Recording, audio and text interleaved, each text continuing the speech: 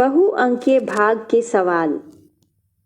इस वीडियो में हम देखेंगे बहुअंकीय संख्याओं को सही क्रम और सही विधि के साथ भाग करना समझाना।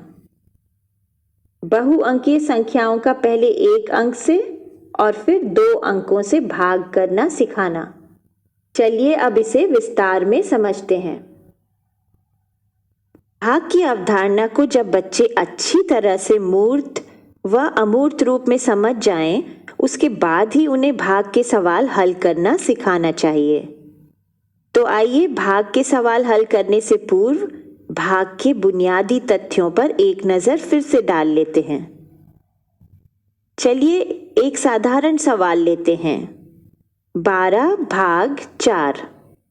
इसका अर्थ है कि किसी भी वस्तु की कुल संख्या हमारे पास है 12। इस 12 को हमें 4 भागों में बांटना है। अब तक पहाड़ी कर लेने के बाद ये तो पता ही है कि 4 गुणा 3 बराबर 12 होता है।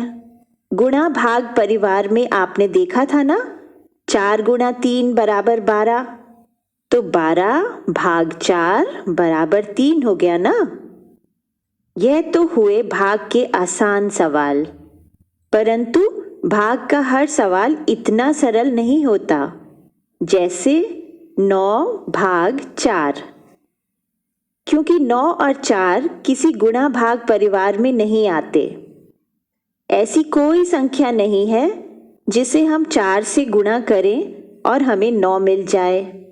अर्थात 9 को 4 बराबर समूहों में नहीं बांटा जा सकता बिना कुछ शेष बचे। उदाहरण के लिए आपके पास 13 टॉफियां हैं जो 4 बच्चों में बांटनी है, तो हर बच्चे को 3 टॉफियां मिल जाने के बाद भी 1 टॉफी शेष बच जाएगी। भाग में इस बची हुई संख्या को शेषफल कहते हैं। यानी भागफल हुआ 3 और शेषफल हुआ 1। इस प्रकार के छोटे छोटे सवालों को चित्र बनाकर समझाया जा सकता है, किंतु तब क्या जब कोई चित्र सामने ना हो और हमें केवल संख्याओं से ही सवाल हल करना पड़े। अभी तक आपने भाग के लिए इस चिन्ह का प्रयोग किया होगा। सरल सवाल हल करने के लिए यह ठीक है, किंतु जब हम कुछ कठिन सवाल हल करने लग जाते हैं तो हमें एक नए विभाजन प्रतीक की आवश्यकता पड़ती है। यह विभाजन प्रतीक कुछ एक मंच की तरह दिखता है और भाग के सवालों को हल करने में सहायक होता है। इस भाग के प्रतीक में 3 क्षेत्र होते हैं। पहला क्षेत्र इस प्रतीक की रेखा के ठीक नीचे होता है। इस स्थान पर हम वह संख्या लिखते हैं जिसका हमें भाग करना होता है। इसको हम भाज्य कहते हैं। ये सबसे बड़ी संख्या होती है। प्राय हम बड़ी संख्या का ही विभाजन करते हैं। दूसरा क्षेत्र भाग के चिन्ह की बाईं ओर होता है। इस स्थान पर हम उस संख्या को लिखते हैं जिससे हम दूसरी संख्या को भाग करना चाहते हैं।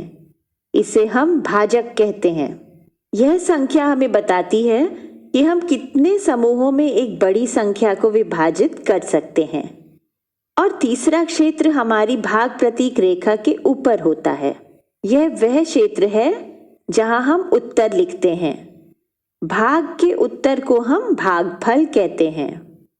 इसलिए जब भी आपके पास कोई जटिल भाग का सवाल आए तो सबसे पहले उसे इस रूप में लिख लेना चाहिए। उदाहरण के लिए यदि आपके पास 9 भाग 4 है तो आप क्या करेंगे? हाँ, आप भाग का चिन्ह बनाएंगे और रेखा के नीचे 9 लिखेंगे। यह भाज्य का स्थान है। फिर आप 4 को बाईं ओर बाहर की तरफ लिखेंगे। यह भाजक का स्थान है। अब अगला कदम बहुत महत्वपूर्ण है, क्योंकि अब आपको उत्तर का अनुमान लगाना है। यहाँ पर आपको एक सवाल अपने आप से पूछना होगा कि 9 या लगभग 9 बनाने के लिए कितने 4 चाहिए होंगे। इस प्रश्न का उत्तर देने के लिए हमें 4 के पहाड़े का उपयोग करना होगा। 4 के पहाड़े में वो संख्या जो 9 से थोड़ी कम हो उससे चुनना होगा। तो 4 एकम 4 4 दूनी 8, 4 तिया 12। कौन सी संख्या 9 से थोड़ी कम है? हाँ, 4 दूनी 8। 8 9 से थोड़ा कम है ना, तो हम उत्तर के स्थान पर लिखेंगे 2। 2 हमारा भागफल हो गया और 9 के ठीक नीचे लिखेंगे 8। फिर हम 9 में से 8 को घटाएंगे। 9 में से 8 घटा देने से शेष बच गया 1। यह 1 हमारा शेषफल हो गया। यह ध्यान रहे कि शेषफल भाजक से हमेशा छोटा होना चाहिए। यदि ऐसा नहीं है तो सवाल हल करने में कहीं त्रुटि हो गई है। चलिए अब कुछ और सवाल हल करके इस बात को और अच्छी तरह से समझते हैं। उदाहरण लेते हैं 23 भाग 5। हम सवाल आरंभ करने से पहले संख्याओं को सही ढंग से भाग प्रतीक में अपने अपने स्थान पर अंकित करते हैं। यानी 23 को हम लिखेंगे रेखा के नीचे भाज्य के स्थान पर और 5 को लिखेंगे बाईं तरफ भाजक के स्थान पर। अब हम यह देखेंगे कि 23 या लगभग 23 को बनाने के लिए कितने 5 चाहिए होंगे। यदि हमें 5 का पहाड़ा आता होगा तो हम जल्दी से 5 चौके 20 और 5 पंजे 25 पर पहुंच जाएंगे। 5 चौके 20 23 से थोड़ा कम है और 5 पंजे 25 थोड़ा सा ज्यादा है। तो जो संख्या हमारे भाज्य से थोड़ी कम है हमें उसका चयन करना है। यहाँ पर हम लेंगे 5 चौके 20। तो आइए 4 को भागफल के स्थान पर लिख देते हैं। 4 को 5 के साथ गुणा करने पर हमें मिला 20। 20 को 23 के नीचे लिख देंगे। 23 में से 20 को घटाया तो शेष बचा 3। यह हो गया हमारा शेषफल और यह भाजक से छोटा भी है। यानी 23 को 5 में से भाग करने पर हमें भागफल मिला 4। यह हमारा उत्तर है। चलिए अब अगला उदाहरण लेते हैं। 352 भाग 9। 352 हुआ हमारा भाज्य और 9 हुआ भाजक। इनको भाग प्रतीक में अपने अपने स्थान पर अंकित कर दिया। यह सवाल थोड़ा अलग है। यहाँ हम एक 3 अंकीय संख्या को एक 1 अंकीय संख्या से भाग कर रहे हैं। यहाँ पर सबसे पहले संख्या 3 है जिसे हमें 9 से भाग करना है। अब 3 तो 9 से छोटी संख्या है तो उसे 9 से भाग नहीं किया जा सकता। ऐसे में हम अगली संख्या पे जाएंगे। हाँ, अब यह संख्या जिसे हमें भाग करना है हो गई 35। 35 को हम 9 से भाग कर सकते हैं। हम देखेंगे कि 35 को बनाने के लिए हमें कितने 9 लगेंगे। यदि 9 का पहाड़ा बच्चों को ना आता हो तो वो उसे किसी खाली स्थान पर अलग से लिख लें। 9 के पहाड़े की जो युक्ति पहले बताई थी उसे प्रयोग करके पहाड़ा जल्दी से लिखा जा सकता है, या कोई जेब आकार पहाड़ा चार्ट भी प्रयोग में लाया जा सकता है। तो करते हैं। 9 एकम 9, 9 दूनी 18, 9 तिया 27, 9 चौके 36। अरे अरे अरे अरे, बस बस बस, आप तो आगे निकल गए। हमें तो बस 35 से थोड़ी कम संख्या पर ही रुक जाना था। यहाँ पर वो संख्या हुई 27। 9 तिया 27। तो हम उत्तर के स्थान पर लिखेंगे 3। 9 को 3 से गुणा किया तो मिला 27। 27 को हम 35 के नीचे लिखेंगे। फिर 35 में से 27 का घटाव करेंगे, हमें मिला 8। लेकिन सवाल अभी बाकी है दोस्त। यह जो बचा हुआ 8 है, इसके साथ हम भाज्य की बची हुई संख्या 2 को उतार लाएंगे ऐसे।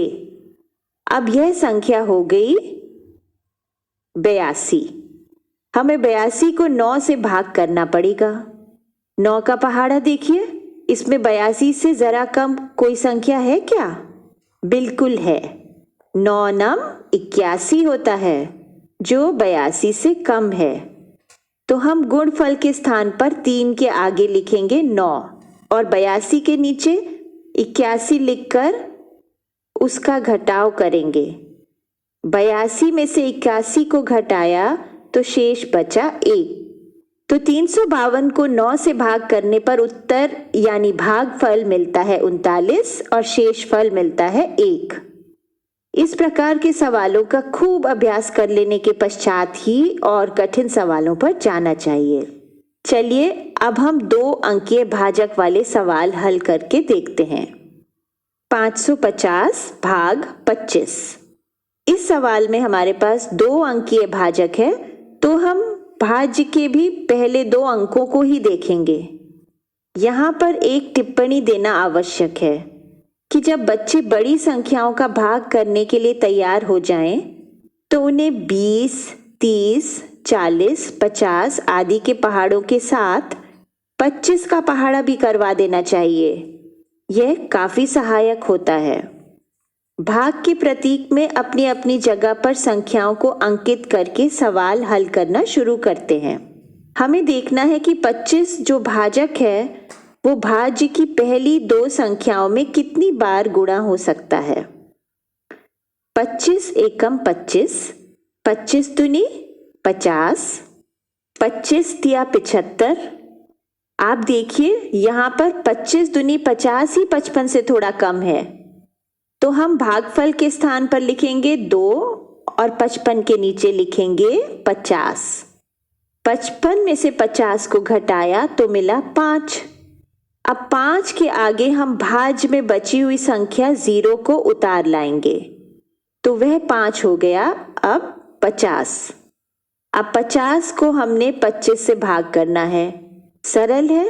अभी अभी हमने देखा कि 25 दूनी 50 होता है, तो हम भागफल के स्थान पर फिर से 2 लिख देंगे, अर्थात 550 भाग 25 का उत्तर हुआ 22। चलिए एक और उदाहरण लेते हैं।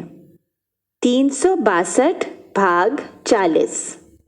संख्याओं को अपने स्थान पर अंकित करके हमें देखना है कि 40 जो हमारा भाजक है वो भाज्य की पहली 2 संख्याओं में कितनी बार गुणा होकर जा सकता है। अरे लेकिन यहाँ तो भाज्य की पहली 2 संख्याएं भाजक से कम है। अब क्या करें? ऐसी स्थिति में हम भाज्य की अगली संख्या को भी साथ ले लेंगे। तो अब हम देखेंगे कि 40 कितने गुणा होकर 362 में जा सकता है। 40 का पहाड़ा तो 4 के पहाड़े जैसा ही है ना, केवल 4 के पहाड़े के गुणफलों के आगे एक 0 लगता जाएगा। आप तो जानते ही हैं कि 4 नम 36 होता है, तो 40 नम 360 होगा ना। 360 362 से कुछ कम है, तो हम भागफल के स्थान पर 9 लिखेंगे और 362 में से 360 को घटा देंगे, तो 362 भाग 40 का भागफल है 9 और उसका शेषफल हो गया 2।